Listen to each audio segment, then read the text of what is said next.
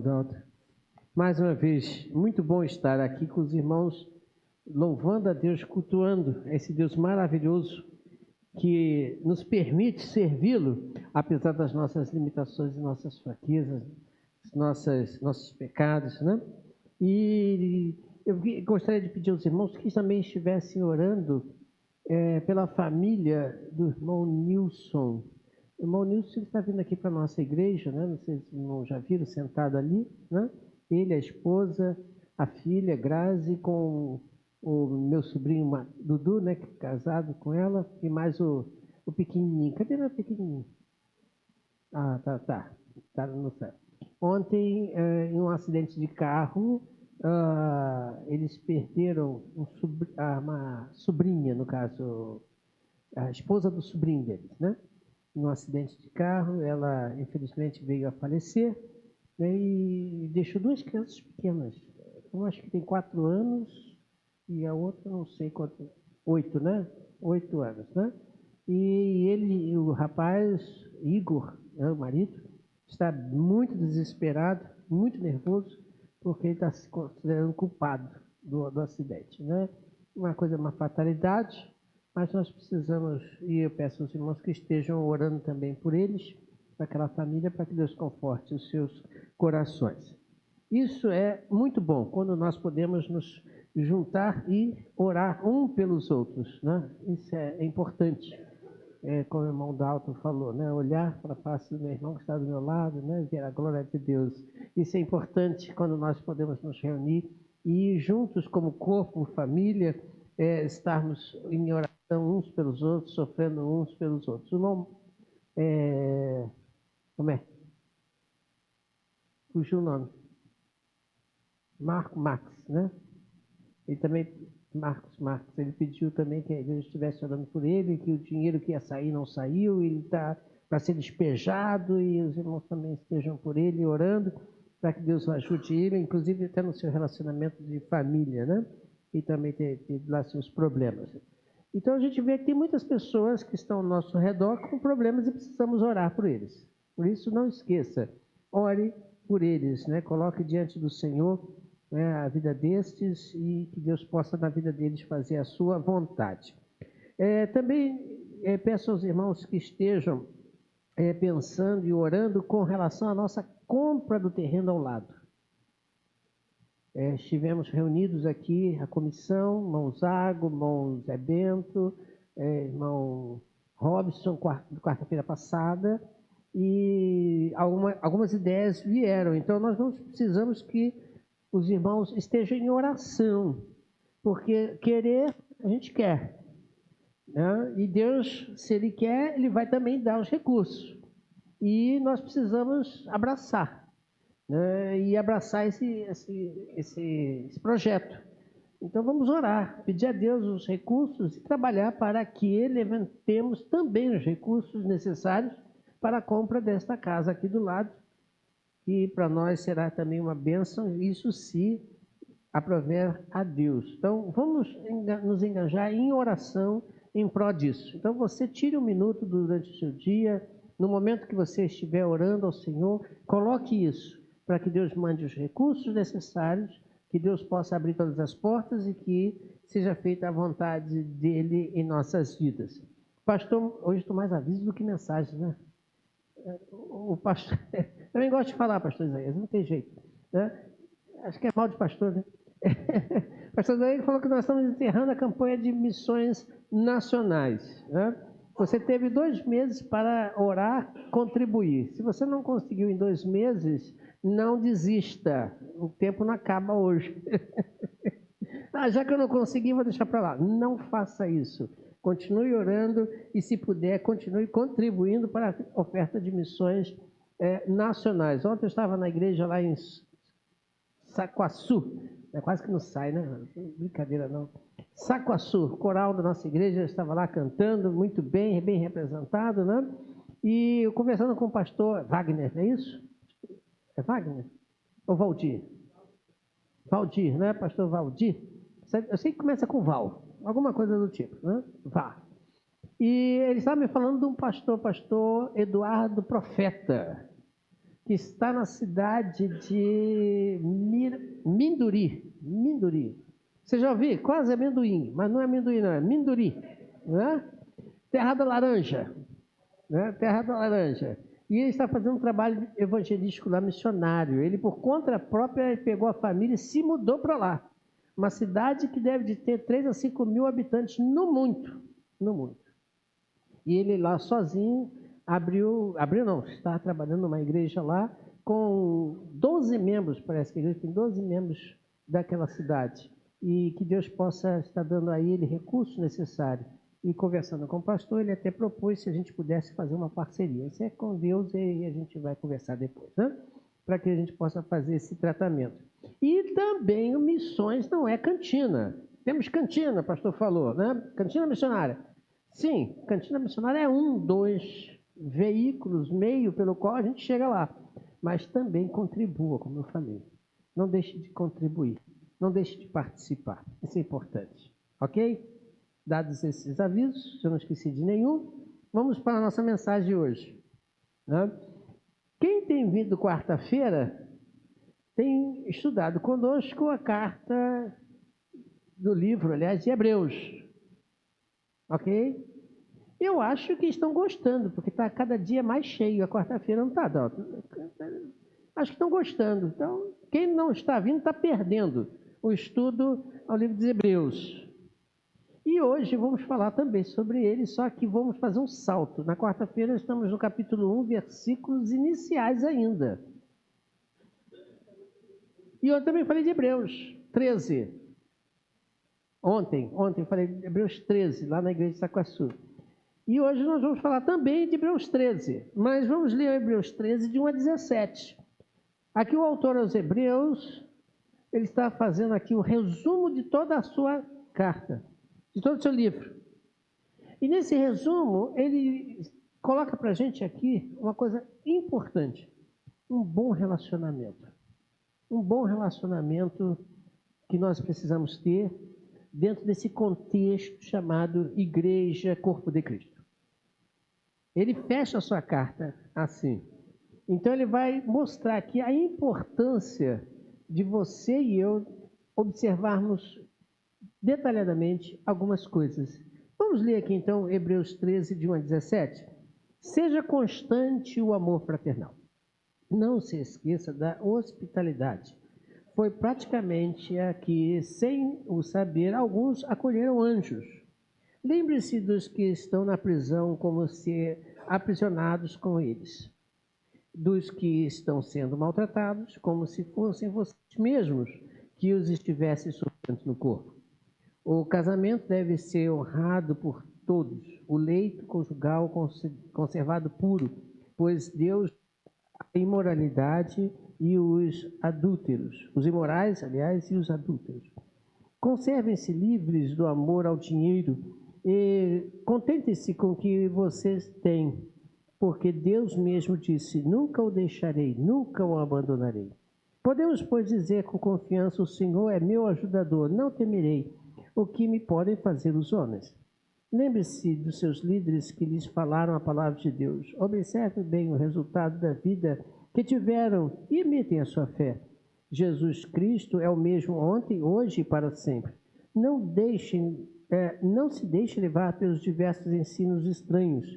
É bom que o nosso coração seja fortalecido pela graça e não por alimentos cerimoniais, os quais não têm valor para aqueles que os comem. Nós temos um altar do qual não tem direito de comer os que ministram no tabernáculo. O sumo sacerdote, nós temos, aliás, um altar do qual não tem direito de comer os que ministram no tabernáculo. O sumo sacerdote leva sangue de animais até o Santo dos Santos, como oferta pelo pecado, mas os corpos dos animais são queimados fora do acampamento. Assim, Jesus também sofreu fora das portas da cidade para santificar o povo e por meio do seu próprio sangue. Portanto, saiamos até ele, fora do acampamento, suportando a desonra que ele suportou, pois não temos aqui nenhuma cidade permanente, mas buscamos a que há de vir. Por meio de Jesus, portanto, ofereçamos continuamente a Deus um sacrifício de louvor que é fruto de lábios que confessam o seu nome. Não se esqueçam de fazer o bem, de repartir com os outros o que vocês têm, pois de tais sacrifícios Deus se agrada. Obedeçam aos seus líderes e submetem-se à autoridade deles. Eles cuidam de vocês como quem deve prestar contas. Obedeçam-lhes para que o trabalho deles seja uma alegria e não um peso, pois isso não seria proveitoso para vocês. Bom, nesse texto aqui, então, de 1 a 17, claro que tem mais para frente, mas se você ler depois, você vai ver que é o autor aos Hebreus fechando a carta, concluindo a sua carta. Mas aqui, na sua conclusão inicial, né, ele coloca para você e para mim alguns relacionamentos muito importantes para que alcancemos aquilo que Cristo alcançou. Eu falei na quarta-feira e repito, né, aqueles que não estão conosco nas quartas-feiras, que o autor aos Hebreus, o livro dos Hebreus, é considerado mais um evangelho. Você tem quantos evangelhos no Novo Testamento?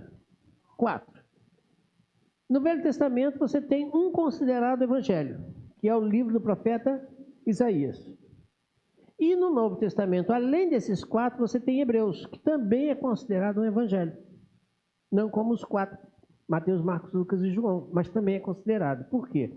No livro de Isaías, no Velho Testamento, o autor apresenta um Cristo que viria, um Cristo pré-encarnado. Jesus Cristo ainda não como nós, homens, aqui na terra vivendo, o pré-encarnado. Quando chega Mateus, Marcos, Lucas e João, você tem a apresentação do Jesus encarnado. O Verbo se fez carne e habitou entre nós. Então você tem Jesus aqui conosco.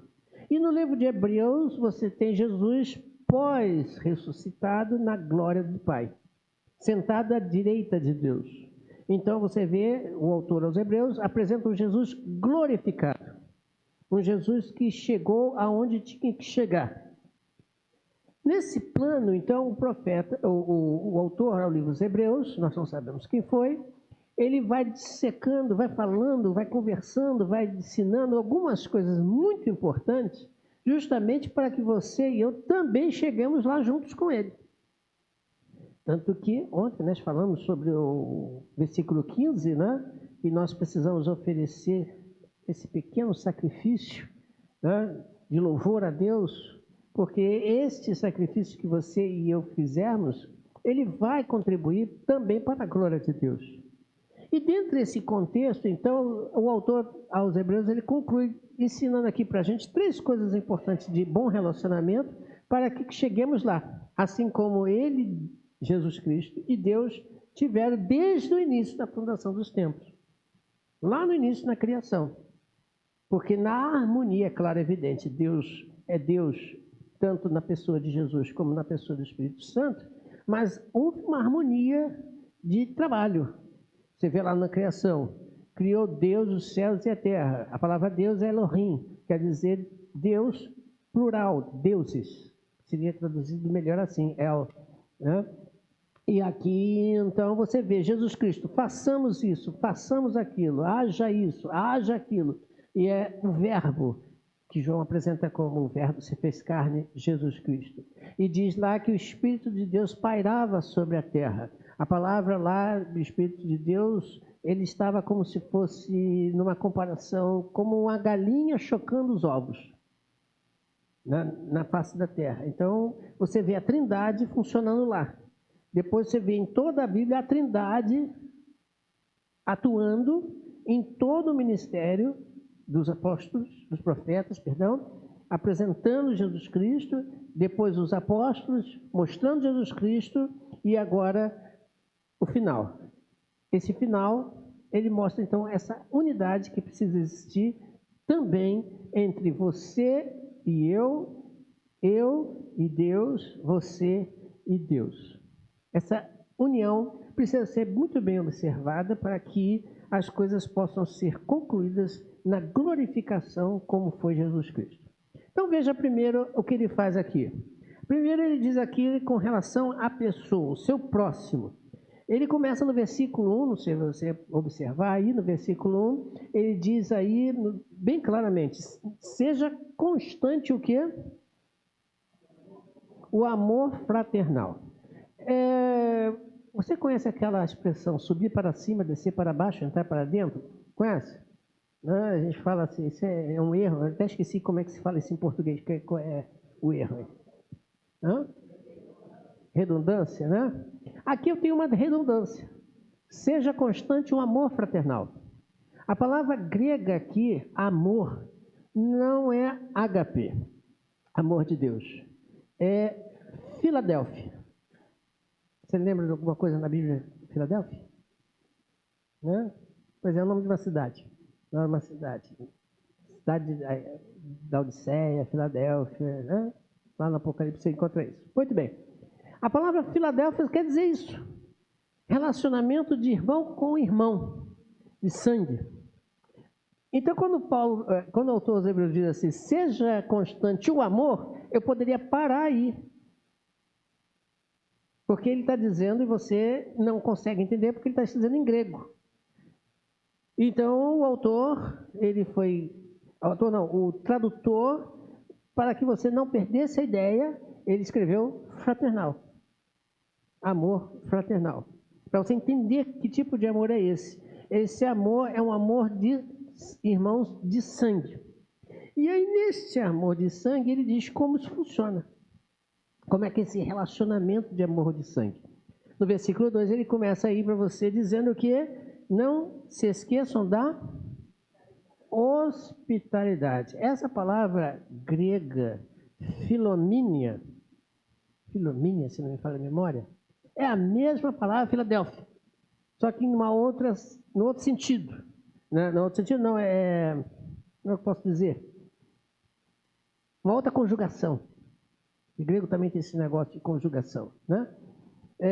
Ele quer dizer aqui o seguinte, amor ao desconhecido. Amor ao desconhecido. Você me conhece, eu te conheço. Então a gente pode se amar facilmente, mesmo com as nossas diferenças. Porque você me conhece, eu te conheço. Mas aqui Paulo está dizendo um amor ao desconhecido. E ele ainda vai mais longe. Ele diz aqui, porque ele cita, aqueles que amam, mesmo que não conhecendo o desconhecido, ele está e vai agir acolhendo esses na sua casa, se necessário for, né? Porque não sabe eles que de repente pode estar acolhendo anjo. Agora vamos fazer um parênteses aqui bem grande. Não é qualquer pessoa desconhecida. Senão você vai passar um cara na rua, pode entrar, vem tomar café comigo aqui. Não, calma. Devagar com a louça. Vamos nos colocar no contexto da época. Vamos nos colocar lá no contexto da época. O que estava acontecendo nessa época? Isso é por volta de 60. O que estava acontecendo? Eu falei que na quarta-feira estava, lembra? O que estava acontecendo nessa época? Com os cristãos? Perseguidos. Perseguidos. E muitos desses perseguidos tinham perdido suas casas, foram expulsos da sua família. E esses que foram expulsos perderam seus bens, perderam suas casas, perderam tudo que tinha, seu patrimônio, iam para onde? Percebeu? Eu não te conheço, mas você que eu sei é um servo do Senhor. Pode entrar na minha casa. Tanto que no Velho Testamento você vê as pessoas lá no Velho Testamento acolhendo, não qualquer um, mas mesmo não conhecendo, definidos quem eram. Por exemplo, Abraão, quando abre suas portas para receber o anjo, Senhor. Você já leu isso, Abraão? Os 3 vinham, né? Jesus e 2 anjos com ele. Senta aqui, vamos comer. Será que de pronto ele conheceu? Não sei, eu não estava lá. E a Bíblia não narra isso. Jó, quando os anjos vão lá tirar Jó, né? Ló, quando chega lá na cidade de Sodoma, aí Ló, não, vamos entrar, não vamos passar a noite aqui fora, não. Eles disseram, somos anjos do Senhor, viemos aqui para... Não falaram não. Esse costume lá no Oriente é muito grande, muito amplo. O vizinho bate a porta, mesmo que não tenha muito relacionamento, se precisa de uma coisa, ele é acolhido. Um viajante que faça parte do mesmo contexto daquelas pessoas. Então, esse desconhecido aqui são os nossos irmãos que você não conhece, mas que precisam da nossa ajuda. Imagine se ele está dizendo que esses que você não conhece, mas sabemos que são irmãos nossos, quando precisam de ajuda, o que você faz? Está difícil também para mim. É difícil para todo mundo. Mas dentro do possível, o que você pode fazer? Agora imagina quem você conhece, que está no mesmo lado. Se você não consegue ter esse amor fraternal, esse amor de hospitalidade, em que você abre dentro das suas possibilidades a porta da sua vida para eles, imagine se você não faz para quem você conhece, imagine se você vai fazer para quem não conhece. Quando você oferta para missões, você conhece o missionário que vai receber? Não. Alguns até podem conhecer por ler as suas biografias, né? Né? Você pode até conhecê-los através disso, mas eu não conheço o trabalho deles. Hospitalidade. Mas ele continua dizendo que isso deve ser mais profundo. E ele no versículo 3 ele diz que lembre-se daqueles que estão aonde? Os presos, os crentes, os cristãos que foram presos. Lembre-se deles como se você também estivesse lá preso com eles. Ou seja, empatia, compaixão. Você se coloca no lugar daquele indivíduo que está preso, que está sofrendo, está sendo maltratado, como se fosse você. Eu estava lendo, acho que umas 2 semanas atrás, não me lembro agora, se foi essa semana, não me lembro, um exemplo aí,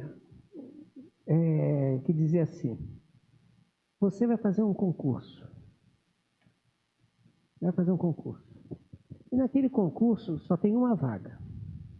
E naquele concurso que você vai fazer, você descobre que dentro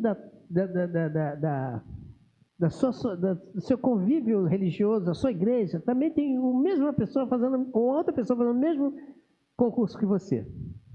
Chega no final, restam 2, você e ele. Restam 2. Só vai um. Aí você faz o quê? Cada um por si, Deus por todos? Ou você para pensar na necessidade do outro? Isso é difícil, não é, irmão? Pensa comigo, fala a verdade. Meu irmão, eu sei que somos irmãos em Cristo, né? Mas essa vaga é minha. Você corre atrás outro dia. Essa aqui não abro mão. Qual seria a sua resposta?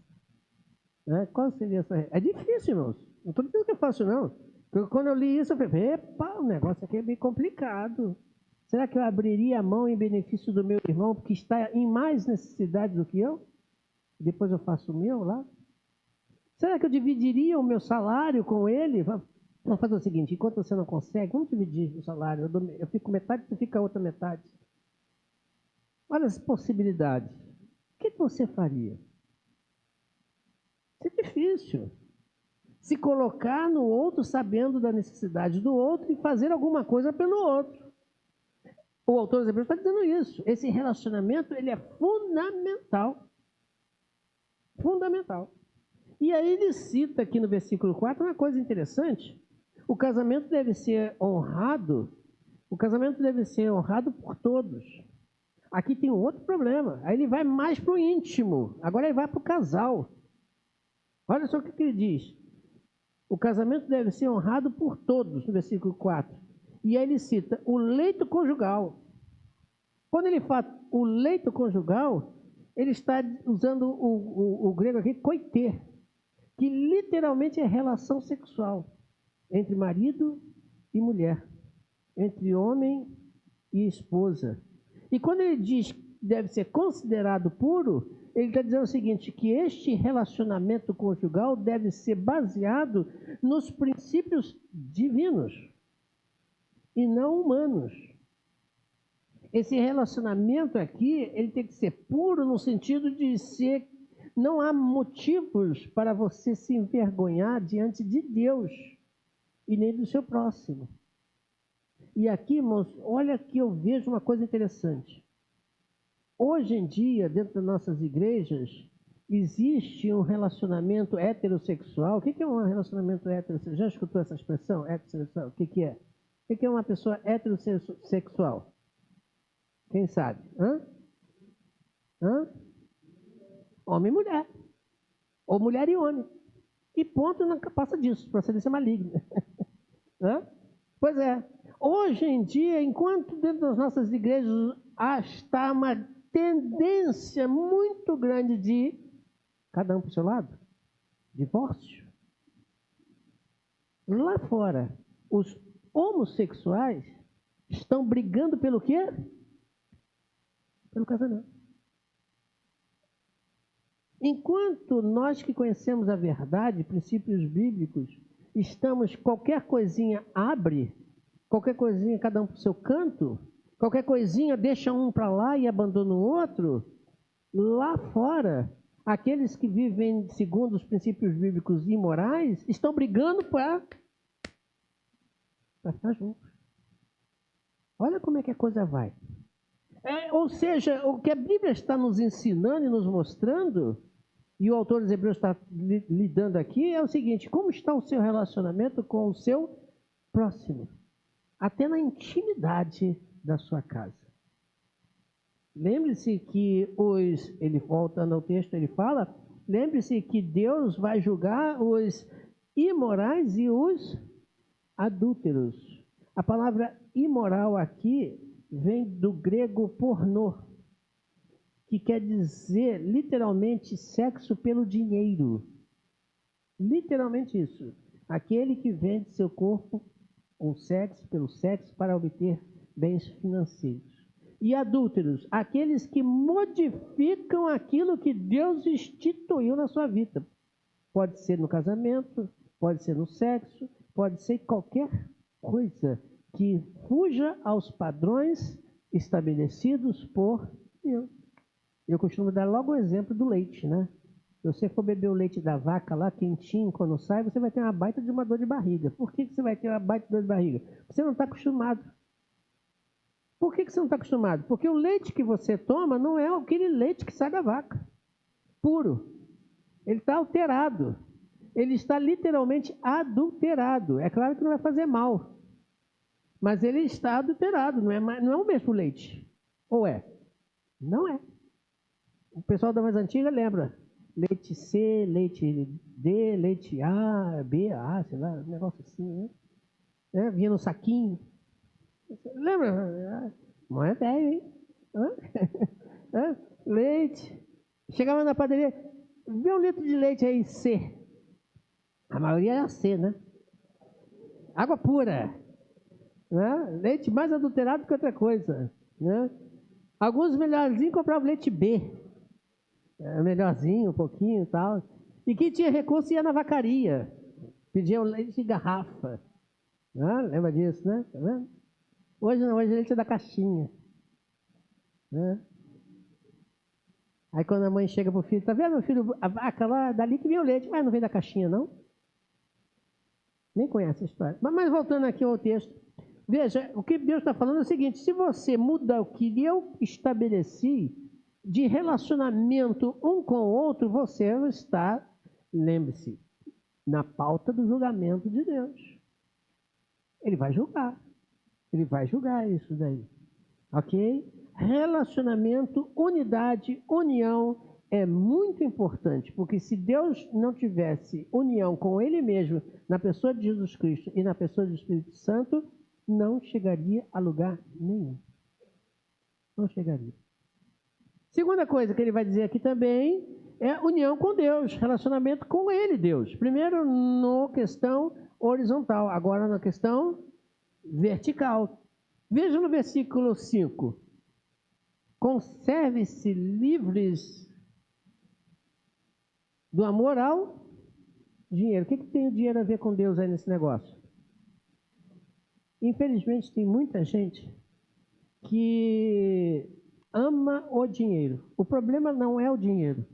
O problema é o amor ao dinheiro. Tem gente que vive para o dinheiro. O problema não é o dinheiro. Deveria usar o dinheiro para viver. Mas tem gente que vive para o dinheiro. Infelizmente, tem muitas pessoas que se apegam, e aqui eu vou ampliar aqui o quadro, dizendo: deixe de amar as coisas materiais e passageiras e passe a amar mais a Deus. Por quê? Olha o que ele diz. Porque Deus diz isso aqui: nunca o quê? Deixarei, nunca o abandonarei. Você consegue ter segurança em algo passageiro ou algo fixo e eterno? Qual é melhor? Aí você vai responder que melhor é fixo e eterno, é Deus. Mas por que nós não confiamos em Deus? Por que muitos, na hora da dificuldade, preferem outras coisas do que o próprio Deus? Que relacionamento é esse que nós temos para com o nosso Deus? O relacionamento depende da situação? Não. É um relacionamento de completa entrega. Ontem lá na igreja, falamos do versículo 15. E no versículo 15, o autor aos Hebreus diz uma coisa interessante para a gente. Veja lá no versículo 15. Por meio de Jesus, portanto, ofereçamos a Ele continuamente a Deus um sacrifício de louvor. Eu falei, quem estava lá ontem, quem não estava ouvirá agora, rapidamente, claro que não vou falar tudo que falei ontem. Sacrifício de louvor. Louvor não é cantar. Tem muita gente que confunde a palavra louvor com cantar. Vamos louvar a Deus. Aí a pessoa vai, então vamos cantar. Qual é a música? Não é isso. O salmista diz: bom é louvar ao Senhor e cantar louvores. Uma coisa, outra coisa, outra coisa. Outras palavras, bom é servir a Deus. Servir a Deus através de muitas coisas e também através da música. É o que o salmista está dizendo. Louvar é servir a Deus. Louvar é ter um relacionamento em que Deus possa ser glorificado nas nossas vidas. Louvar a Deus, servir a Deus, a nossa intimidade com Deus deve ser tamanha que as pessoas possam ver através das nossas atitudes esse Deus maravilhoso a quem servimos. É difícil? Não. É mais difícil para alguns, mas é fácil. É quando você coloca na tua cabeça que tudo quanto você fizer deve ser feito por Jesus Cristo, usando Ele como meio e dando a Ele graças por tudo que você faz. Se você não consegue dar graças a Deus pelo que você faz, tem alguma coisa errada aí. O teu relacionamento com Deus está falhando. O teu relacionamento com Deus está precisando de alguma coisa. Porque o nosso relacionamento com Deus deve ser um relacionamento tão amplo que as pessoas possam ver Cristo em nós. Lembra-se de Moisés? Moisés, quando desce do monte, depois de ter passado lá um tempão, como é que estava o rosto de Moisés? Brilhante. Por que o rosto de Moisés estava brilhando? Se ele era homem como eu e você. Porque ali naqueles dias que ele passou naquela montanha, ele estava diante de Deus, tendo um relacionamento tão profundo com Deus, que ao descer o seu rosto brilhava. Isso é impossível? Não. Você já deve ter passado por experiências. Você deve ter passado por experiência de você olhar para uma certa pessoa, você vê quase que Deus ali naquela pessoa. Você olha para aquela pessoa e fala assim: nossa, mas que pessoa espiritual, que pessoa consagrada, que pessoa... Você vê diferença na pessoa. Os atos dela, a fala dela, o comportamento dela. Não sei se o pastor Isaías, o pastor Joninho com certeza deve ter conhecido a irmã Tabita, do seminário Betel. Né? Conheceu, pastor? Né? Pastor Marco conheceu a irmã Tabita? Viu falar? Né?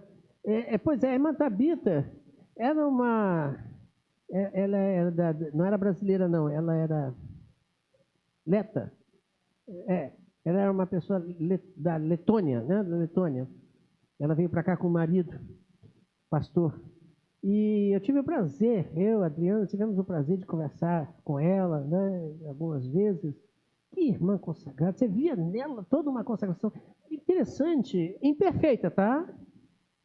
Depois que você chegar mais próximo e convivia um pouquinho só, Ali no seminário você percebia que ela não era tão assim, mas você observava em tudo naquela pessoa Deus. Que espiritualidade, que consagração que aquela mulher tinha. Uma vida aos pés do nosso Deus. Perfeita? Não. Falha? Sim. Igual a gente? Com certeza. Mas você via Deus. O relacionamento dela foi profundo. O relacionamento dela era realmente de dar inveja no bom sentido. Eu quero chegar a isso. E quando você se relaciona com Deus com tamanha profundidade, você deixa de olhar para as coisas que são da terra para olhar para as coisas que são de cima, do alto. Você deixa de pensar nas coisas da terra e passa a pensar nas coisas que são de cima. Você deixa de olhar defeitos para ver virtudes. Semana passada, na quarta-feira, até citei o exemplo da água. Acho que foi quarta-feira, não foi? Foi quarta-feira. Exemplo da água. Deus, quando fez o homem o quê? Bom ou ruim? Bom. Está lá em Gênesis. E viu Deus que tudo era bom. Esse tudo está incluído o homem. O problema é que o homem permitiu que o pecado entrasse na sua vida. E aí estragou. Aí fez ruim. Aí você tem o exemplo da água. A água é água em qualquer lugar, né? Agora ela pode ser contaminada ou não. Mas mesmo contaminada, a água está ali. Se fizer um tratamento naquela água, tirando as impurezas, ela volta a ser água potável para que a gente possa beber. Ou você acha que aquela água que você bebe não é passada por um processo de descontaminação? Mas então, mesma coisa Deus. Deus te fez bem, bom. O problema é o pecado que está nas nossas vidas. Então o que eu preciso fazer? Passar por um processo de santificação, de purificação, para que esta água que Deus fez, você, o bom, possa servir para Deus como vaso de honra. Olha que coisa linda. Mas isso precisa ter um relacionamento. Como é que é um relacionamento com Deus? Como é que você vai travar um relacionamento com Deus? Aí eu digo, simples e fácil. Ore, pense, fale, tudo por Jesus Cristo. Se não for por Jesus Cristo, nada anda. Leia a Bíblia, estude a Bíblia, ore, tenha um momento a sós com Deus e busque este relacionamento. Senhor, como é que é isso? Senhor, me explica, me fala. Já citei um exemplo aqui, até uma irmã já até falou uma vez que uma coisa parecida aconteceu com ela. Uma vez eu estava lá em Cabo Frio, ouvindo como de costume, quando eu estou nas conduções, né? No carro, nesse dia, eu estava escutando um estudo da leitura bíblica, não me lembro de qual texto, e eu sozinho no carro, passando lá em Cabo Frio, eu falei assim, Senhor, esse negócio aí eu preciso entender, eu não consigo entender esse versículo, não bate na minha cabeça. Não, eu sei que dá para entender, porque senão eu não estaria aqui. Por favor, me explica como é que é isso. Gente, parecia que Deus estava sentado do meu lado e começou a falar. Ele não estava sentado fisicamente, mas estava na minha vida. E ele falou com a sua voz. E eu entendi perfeitamente o versículo que eu queria entender. É assim, assim, assim, assim. Ah, não é coisa da minha imaginação, não. Não estou ficando maluco, não. Eu não estou tomando esses remédios, não. Não é isso, não. Mas nitidamente Deus fala quando a gente pede. Sente relacionamento com Deus. E para terminar, com os nossos líderes. Com os nossos líderes.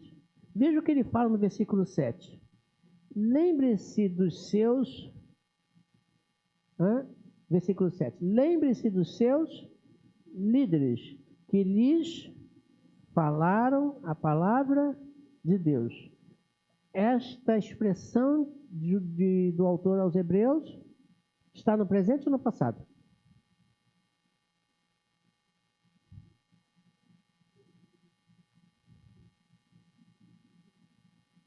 Lembre-se dos seus.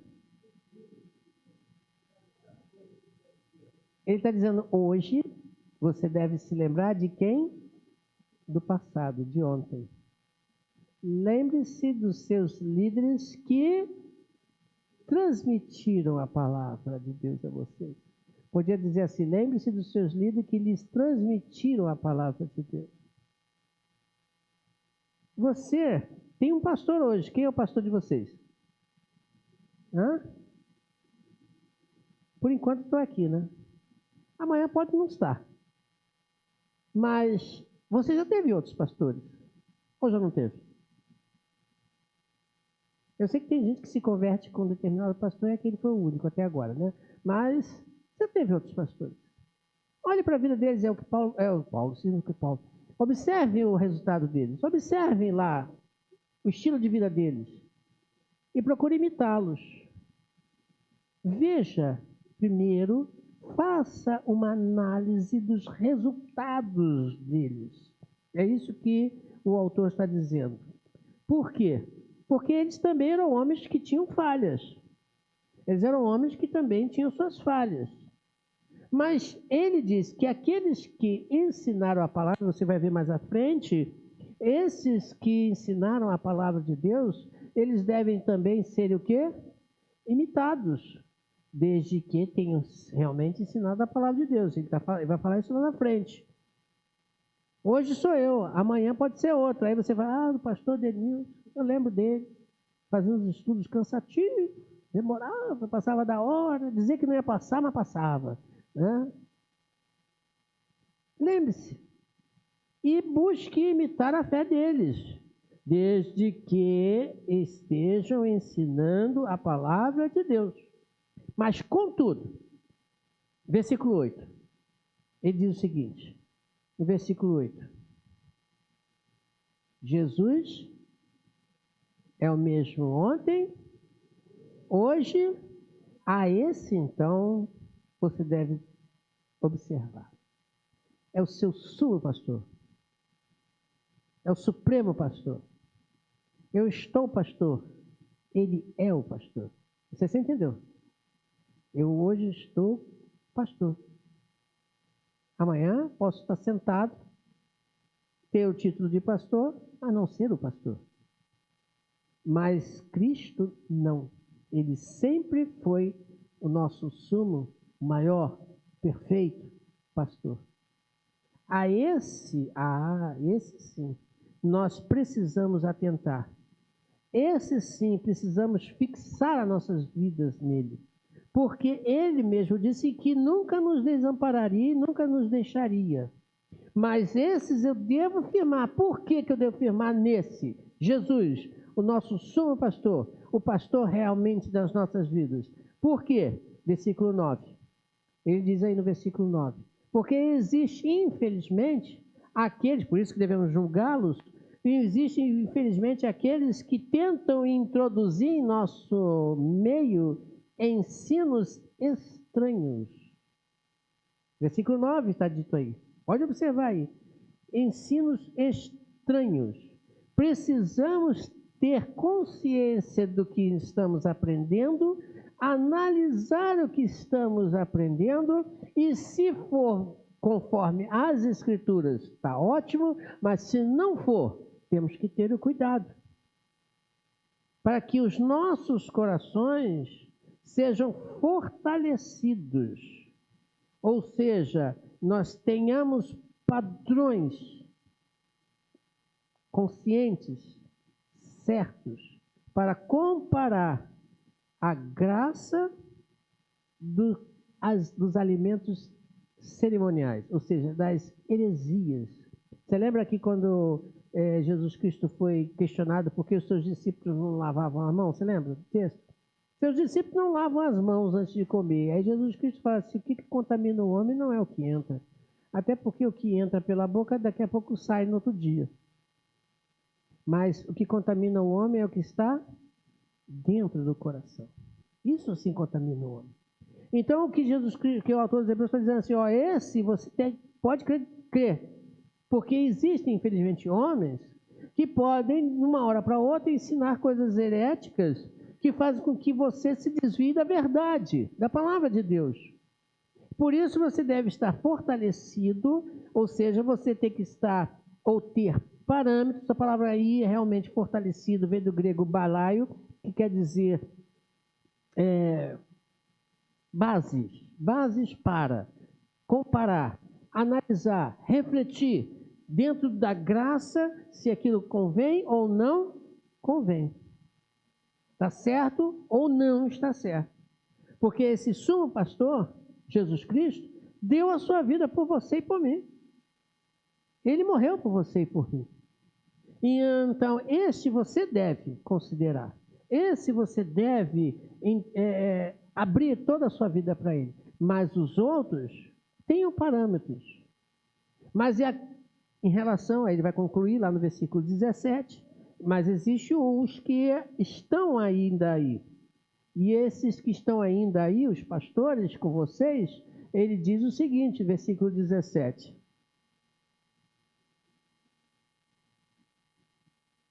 Obedeçam o quê?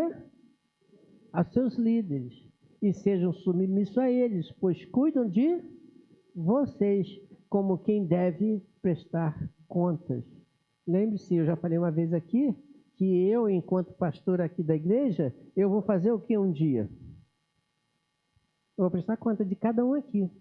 Você vai prestar da sua vida, eu não. Eu vou prestar da minha e da sua. E olha quanta gente tem aqui, hein?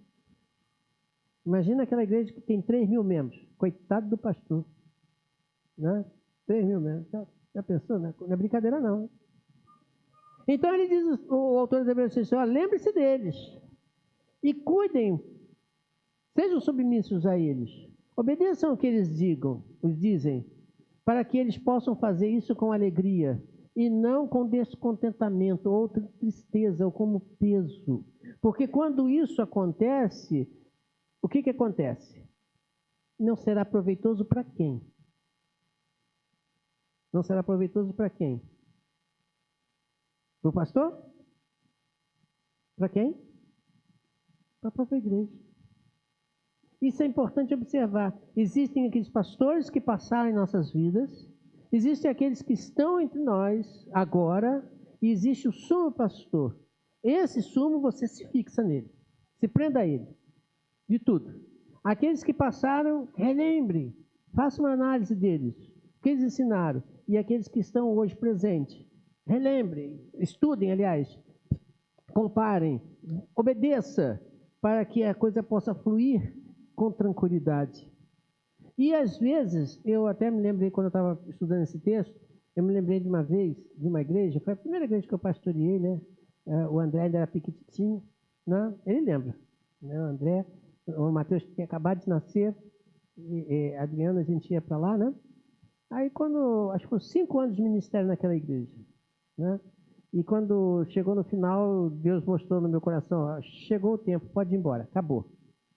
Aí eu pedi a razão por quê, para quê, né? Aí a razão para quê? Para quê é o seguinte, quando eu coloquei para a igreja, meu ministério aqui acabou, estou indo embora. Mas não vou deixar vocês sozinhos, vamos fazer um processo e tal, e virar outro pastor, até chegar esse outro pastor, seja interino ou definitivo, aí eu saio. Muito bem. Aí teve uma diaconisa, irmã Tereza, né? Excelente irmã, né? Ela já faleceu, já descansou no Senhor. Ela chegou para mim uma vez, quando eu tinha dito isso para a igreja, chegou no corredor da igreja e falou assim, pastor, eu não admito que o senhor saia. Aí eu falei assim, bom, irmão, isso é contigo, eu não posso fazer nada. Mas como ficar numa igreja em que quando a gente ensina, fala, ninguém obedece? Foi a fala que eu usei para ela. Como ficar numa igreja que a gente ensina e fala, ninguém obedece? Não dá. Pedi ao meu superior, né, para o meu chefe, falei para o meu chefe, chefe, esse pessoal aqui está difícil. Ou sou eu que estou ruim, ou a igreja que está ruim. Então arruma outro aí, porque aqui não está mais não. Concorda comigo? E tal. E ele mostrou claramente, acabou, chegou. Eles não querem. E então, Deus nos tirou dali. Então pensem, esses que saem às vezes desta forma, saem por quê? Porque na igreja não quer o quê? Obedecer. E por não quererem obedecer, forçam o ministério pastoral a um ministério cansativo, esgotante, e chega um momento que o pastor fala assim, chefe, dá mais não. Está difícil. Está complicado. Ou sou eu ou arruma outro. Ou muda esse pessoal. É com o chefe. Eu falo sempre assim, brincando. É com o chefe. Então, irmãos, obedeçam àqueles. Hoje estou eu aqui, amanhã pode ser outro. Não sei quando isso vai acontecer. Mas Deus sabe. E quando acontecer, estejam atentos. Por que aconteceu? Primeira pergunta. Por que aconteceu? Por que saiu? Acabou mesmo o tempo? Vai todo mundo feliz, cada um para o seu lado. Porque o tempo acabou e Deus está levando para outro lugar. Mas se não for por causa disso, vai ter tristeza para tudo quanto é lado. Por quê? Porque as pessoas não aceitam e as pessoas não obedecem. Então o pastor aqui não é Deus, nunca será Deus. Por isso nossos corações têm que ser fortalecidos no Senhor.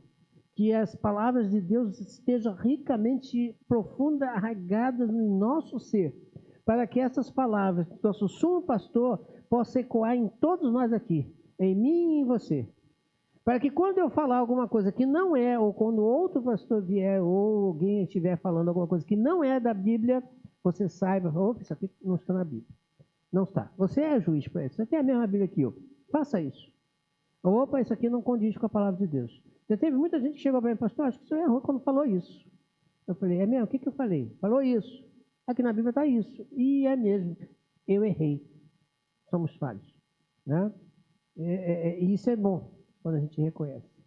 Mas você também tem essa capacidade de julgar. Julgue, analise tudo que será dito, tudo que for dito, tudo que está sendo falado, para que você possa ter um relacionamento com Deus perfeito. Foi o que Jesus Cristo fez. Se você observar a vida de Deus, Jesus Cristo, Espírito Santo, foi sempre assim. Né? Até no dia último de Jesus Cristo, quinta-feira, Senhor, se possível, faça o quê? Passa de mim esse cálice, se possível, mas seja feita a tua. E o que Jesus Cristo fez? Saiu correndo? Não, fez a vontade de Deus. E ele se entregou por cada um de nós, para que nós tivéssemos vida. Então, irmãos, vamos pensar nesse relacionamento entre irmãos e o relacionamento entre Deus e as nossas lideranças.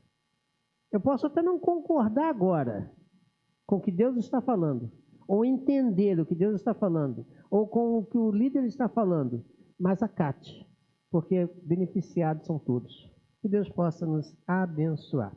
Vamos orar? Vamos ficar de pé?